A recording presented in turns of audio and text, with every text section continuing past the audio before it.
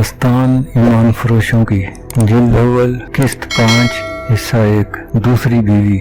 Cairo से 1.5 मील दूर जहाँ रेत के टीले और सहरा का समंदर उफक तक फैला था, इंसानों के समंदर तले दब गया था। ये लाखों इंसानों का हुजूम था। इनमें शूत्र सवार भी थे, घोड़ सवार भी। बहुत से लोग गधों पर भी सवार थे। प्यादों की तादाद सवारों से भी कहीं ज्यादा थी। ये लातादाद हुजूम 4-5 दिनों से इस वसी सहरा में जमा हो रहा था। काहिरा के बाजारों में भीड़ ज्यादा हो गई थी, सराय भर गई थी। ये लोग दूर दूर से इस सरकारी मुनादी पर आए थे कि 6-7 रोज बाद काहिरा के मज़ाफ़ाती रेगिस्तान में मिस्री फौज घोड़सवारी, शूत्र सवारी, दौड़ते घोड़ों और ऊँटों से तीरंदाजी और दूसरे जंगी कमालात का मुजाहरा करेगी। ये ऐलान भी था कि गैर फौजी भी इन मुजाहरों में चाहें तो तेग जनी, कुश्ती, दौड़ते घोड़ों की लड़ाई और तीरंदाजी वगैरह के मुकाबलों में हिस्सा ले सकते हैं। सलाउद्दीन की इस मुनादी के 2 मकासद थे। एक ये कि लोगों को फौज में भर्ती होने की तरगीब मिलेगी और दूसरे ये कि जो लोग अभी तक सुल्तान को फौजी लिहाज से कमज़ोर समझते हैं, उनके शकूक रफा हो जाएं। सुल्तान को जब इतलात मिली कि लोग 6 रोज पहले ही तमाशागाह में जमा होना शुरू हो गए हैं तो वो बहुत खुश हुआ, मगर अली परेशान नजर आता था। उसने सुल्तान से इस परेशानी का इजहार भी कर दिया। सुल्तान ने मुस्कुरा कर कहा, अगर तमाशाइयों की तादाद 1 लाख हो जाए तो हमें 5000 सिपाही तो मिल ही जाएंगे। अली ने कहा, अमीर मोहतरम, मैं तमाशाइयों के हुजूम को और जाविये से देख रहा हूँ। मेरा अंदाजा है 1 लाख तमाशाई हुए तो इनमें 1000 जासूस होंगे। देहात से औरतें भी आ रही हैं, उनमें अक्सर का रंग इतना गोरा है कि ईसाई औरत उनमें छुप सकती है। सुल्तान ने कहा, मैं आपकी इस मुश्किल को अच्छी तरह समझता हूँ, लेकिन आप जानते हो इस मेले का इंतजाम क्यों जरूरी है। आप अपने महकमों को और ज्यादा होशियार कर दो। अली ने कहा, मेला मेरी नजर में भी जरूरी है। मेरा मकसद आपको मेले के साथ आने वाले खतरे की इतला देना है। काहिरा में आर्जी कहवा खाने खुल गए हैं जो सारी रात शायकीन से भरे रहते हैं। तमाशाइयों में से बाज ने शहर के बाहर खैमे नस्ब कर लिए हैं। मेरे गुरु ने इतला दी है कि इनमें भी कमारबाजों और असमत फरोशों के खैमे मौजूद हैं। कल मेले का दिन है। नाचने गाने वालियों ने तमाशाइयों से दौलत के ढेर इकट्ठे कर लिए हैं। सुल्तान ने कहा, मेला खत्म हो जाएगा तो ये गलाजत भी हुजूम के साथ ही साफ हो जाएगी। मैं इस पर पाबंदी आयद नहीं करना चाहता। मिस्र की अखलाकी हालत अच्छी नहीं, मगर रक्स और असमत फरोशी 1-2 दिनों में ख़त्म नहीं की जा सकती। फिलहाल मुझे ज़्यादा से ज़्यादा तमाशाइयों की ज़रूरत है। मुझे फ़ौज तैयार करनी है और आप जानते ही हो हमें बहुत ज़्यादा फ़ौज की ज़रूरत है। मैंने फ़ौज और इंतज़ामिया के सरबराही इजलास में ये ज़रूरत वजाहत से बयान कर दी थी। अली ने कहा, अमीर मोहतरम, मेरी निगाह में इन सरबराहों में आधे ऐसे हैं जो हमारे वफादार नहीं। आप जानते हैं इनमें कुछ ऐसे हैं जो आपको इस गद्दी पर नहीं देखना चाहते और बाकियों की दिलचस्पियां सूडानियों के साथ हैं। मैंने उनमें से हर एक के पीछे 1-1 आदमी छोड़ रखा है। सुल्तान ने पूछा, किसी की कोई खतरनाक सरगर्मी सामने आई है? अली ने कहा, फिलहाल बस ये कि ये लोग अपनी हैसियत और रुतबों को भूल कर रातों को मशकूक खैमों और मकानों में जाते हैं जो आर्जी कहवा खाने और रक्स गाँव बन गए हैं। 2 ने तो नाचने वाली लड़कियों को घरों में भी बुलाया है। इनसे ज्यादा मेरा दिमाग उन 2 बादबानी किश्तियों में अटका है जो 10 रोज पहले गोरे रूम के साहिल के साथ देखी गई थी। सुल्तान ने पूछा, उनमें क्या खास बात थी? अली ने कहा, इस वक्त तक गोरे रूम के साहिल से फौज को वापस बुला लिया गया था। वहाँ ढकी छुपी जगहों पर 2-2 फौजी समंदर पर नजर रखने के लिए बिठा दिए गए थे। अली ने माहीगीरों और सहराई खाना बदोशों के लिबास में साहिली पट्टी पर इंटेलिजेंस के चंद आदमी मुकर्रर कर दिए थे।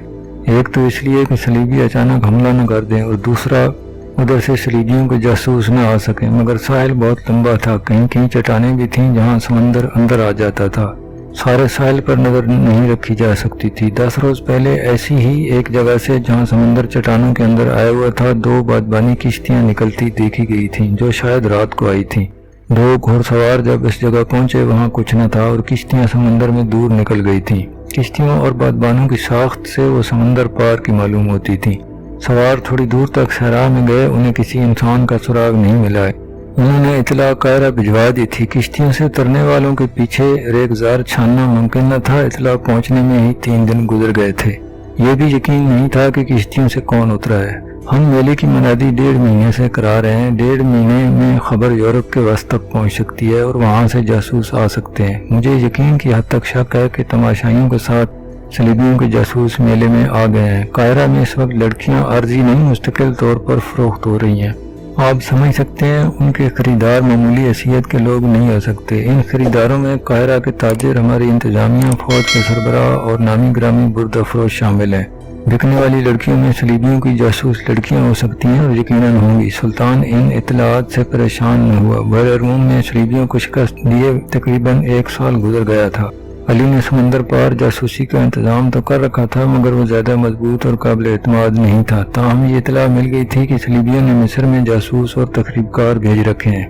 अभी ये मालूम नहीं हो सका था कि मिस्र के मुताल्लिक उनके मंसूबे क्या हैं। बगदाद और दमिश्क से आने वाली इतलात से पता चला था सलीबियों ने ज्यादा दबाव उधर ही रखा हुआ है, खसूसन शाम में। वो मुसलमान उमरा को अयाशियों और शराब में डुबोते चले जा रहे थे। सुल्तान नूरुद्दीन जंगी की मौजूदगी में सलीबी अभी बराह रास्त टक्कर लेने की जरूरत नहीं कर रहे थे। बहर-ए-रूम में जब सलाउद्दीन अयूबी ने उनका बेड़ा लश्कर समेत गर्क कर दिया था, उधर अरब में सुल्तान जंगी ने सलीबियों की मुमलकत पर हमला करके उन्हें सुलह पर मजबूर करके जिजिया वसूल कर लिया था। इस मार्के में बहुत से सलीबी सुल्तान जंगी की कैद में आए थे, जिनमें रिनाल्ट नाम का एक सलीबी सालार भी था। सुल्तान जंगी ने इन कैदियों को रिहा नहीं किया था क्योंकि सलीबियों ने मुसलमान जंगी कैदियों को शहीद कर दिया था।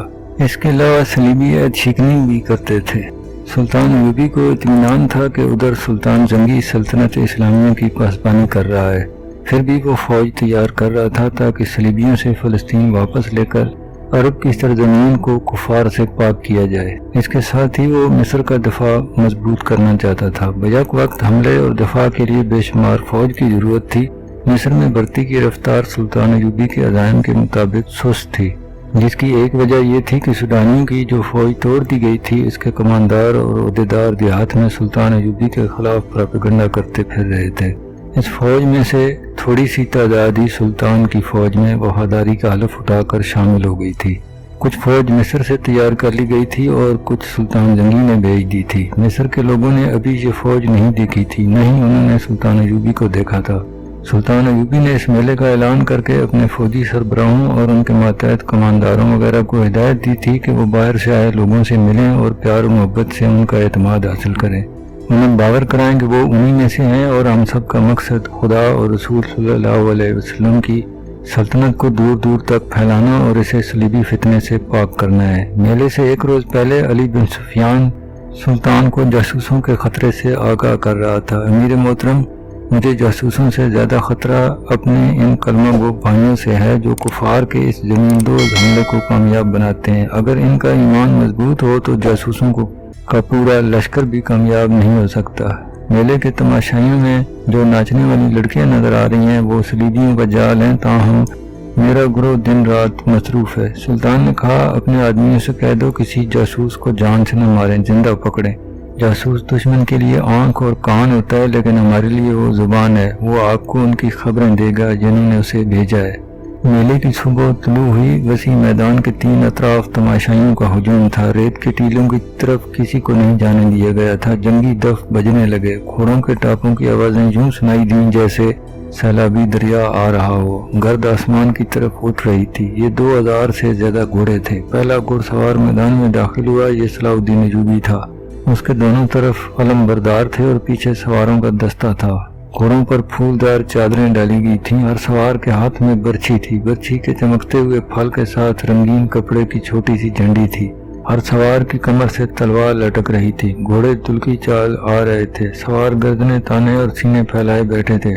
उनके चेहरों पर जलाली तसर था। उनकी आन बान देखकर तमाशाइयों पर खामोशी तारी हो गई थी। उन पर रोब छा गया था। तमाशाई नीम दायरे में खड़े थे। उनके पीछे वाले तमाशाई घोड़ों पर बैठे थे और उनके पीछे वाले ऊंटों पर। एक एक घोड़े और एक एक ऊंट पर 2-2, 3-3 आदमी बैठे थे। उनके आगे शामियाना लगाकर उसके नीचे कुर्सियां रखी गई थीं, जहां ऊंची हैसियत के तमाशाई बैठे थे, जिनमें ताजिर, सुल्तान की हुकूमत के अफसर, शहर के मुअज्जिजीन और काहिरा की मस्जिदों के इमाम भी बैठे थे, जिन्हें सबसे आगे बिठाया गया था क्योंकि सुल्तान अयूबी मजहबी पेशवाओं और उलमा का बहुत एहतराम करता था।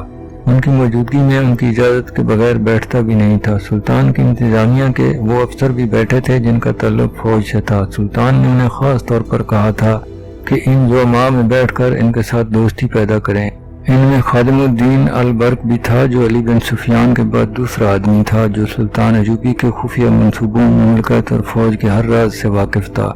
उसका काम ही ऐसा था, उसका ओहदा सालार जितना था, जंग के मंसूबे और नक्शे उसी के पास होते थे। उसकी उम्र 40 साल के करीब थी।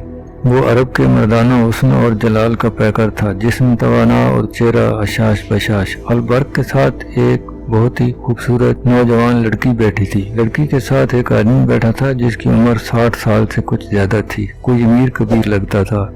अल-बर्क कई बार उस लड़की की तरफ देख चुका था। एक बार लड़की ने भी उसे देखा तो मुस्कुरा दी, फिर उसने बूढ़े की तरफ देखा तो उसकी मुस्कुराहट गायब हो गई।